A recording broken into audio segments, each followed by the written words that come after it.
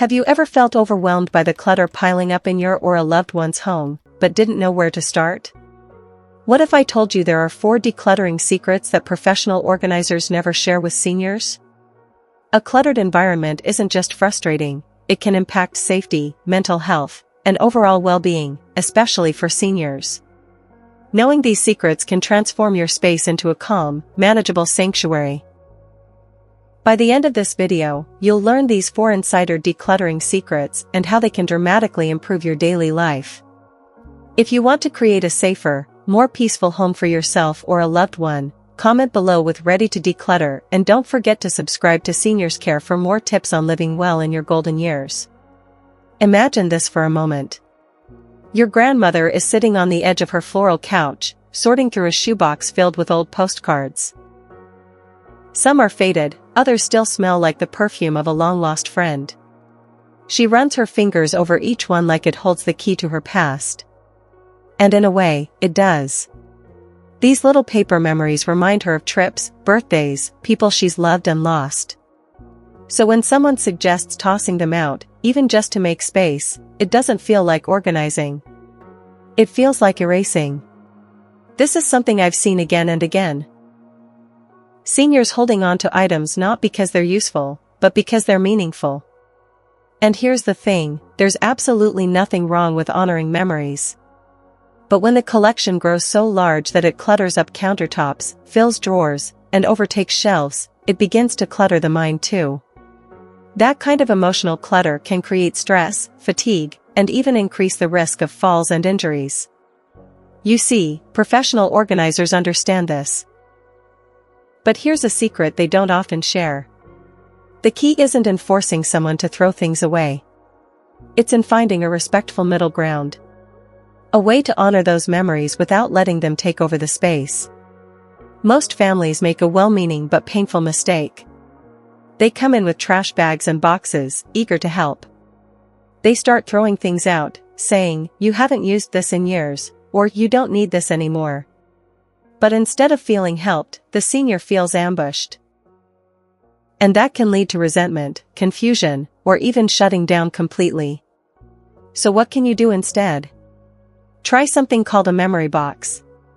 Choose a small, beautiful container, something that feels special, and fill it with a curated collection of meaningful keepsakes.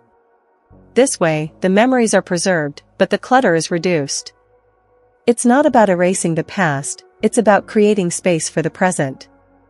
Now that we've tackled emotional clutter, let's move to secret number 2. It's all about decluttering in stages. Because if there's one thing that overwhelms most seniors when it comes to decluttering, it's doing too much at once. Let me paint another picture for you. Picture a sweet older couple, let's call them Charles and Ruth. Their home is filled to the brim, knickknacks from decades of travel, shelves lined with dusty books, and a garage full of forgotten tools. Their daughter decides to help over the weekend. She rents a dumpster, grabs donation bags, and starts tearing through room by room. By Sunday afternoon, Charles and Ruth are exhausted, emotionally drained, and feeling completely out of control. What was meant to be helpful has become traumatic. Here's what professionals know but rarely explain: decluttering is most effective when done slowly, in small, manageable steps. And it makes sense. Imagine trying to part with 50 years' worth of memories in a single afternoon. That's not decluttering, that's emotional overload. Instead, choose one drawer, one shelf, one corner of the room. Celebrate those small wins. Make it a routine, not a race. That way, each session feels doable, and progress builds over time. This creates trust, builds momentum, and reduces the emotional pressure. Let's move into secret number 3. This one's about redefining useful. You'd be surprised how many seniors keep objects they'll never use again simply because those items used to be useful. Think about it, your father might still have an entire toolbox he hasn't touched in years, or a closet full of shoes he can no longer wear. When you ask why, the answer is often, "I might need it," or "it was expensive," or "it's still good."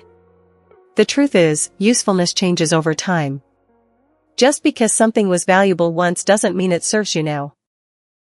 But here's the tricky part, telling someone that their old sewing machine or VCR isn't needed anymore can feel like telling them they are no longer useful.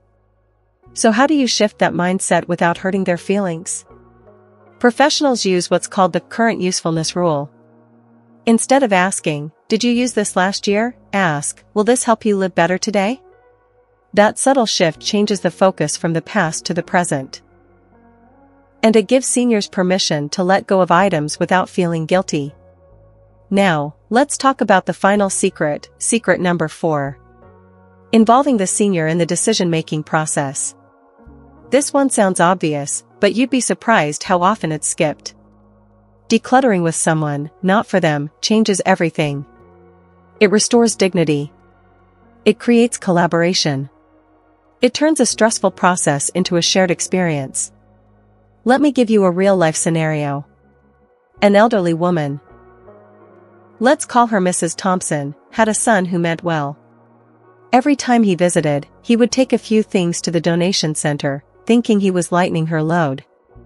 But she began to grow anxious whenever he came over. Why? Because she felt like her things, her life, were being taken without her voice. When her granddaughter stepped in, things changed. Instead of deciding what should go, she sat beside her grandma, listened to stories about each item, and then asked, "What do you want to keep?" They laughed, cried, and connected. The process became healing, not hurtful. That's the real secret. It's not just about organizing things, it's about preserving relationships. So now, let's pause for a moment and breathe that in. These aren't just tips. They're shifts in perspective. They're tools to help transform not just a room, but a life.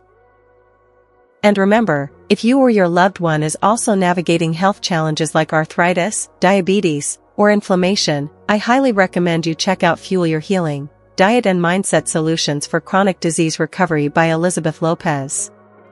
It's a powerful anti-inflammatory diet book, written especially for seniors, and it's available on Amazon right now. I've seen firsthand how simple dietary changes, paired with a peaceful home, can dramatically improve well-being. Stick with me.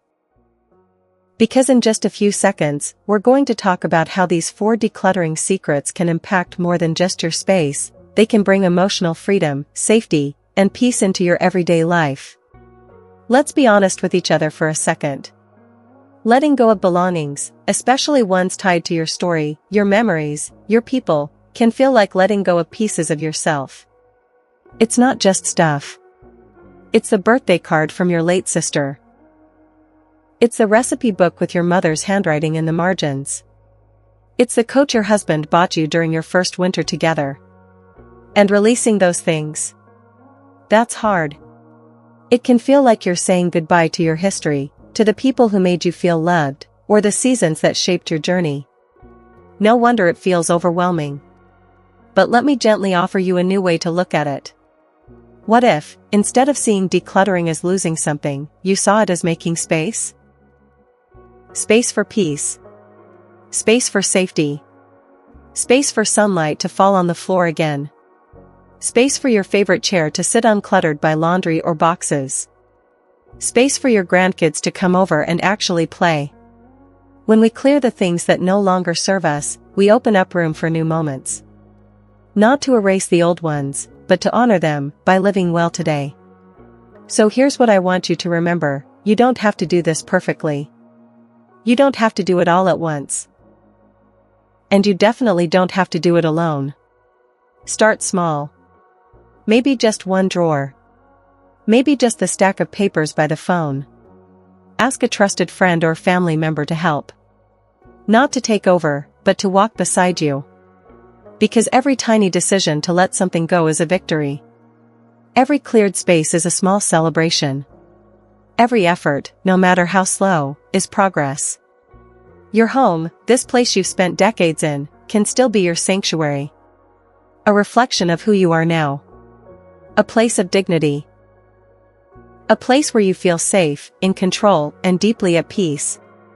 And if your body is also carrying burdens, like inflammation, chronic pain, or fatigue, then your healing deserves just as much care as your home.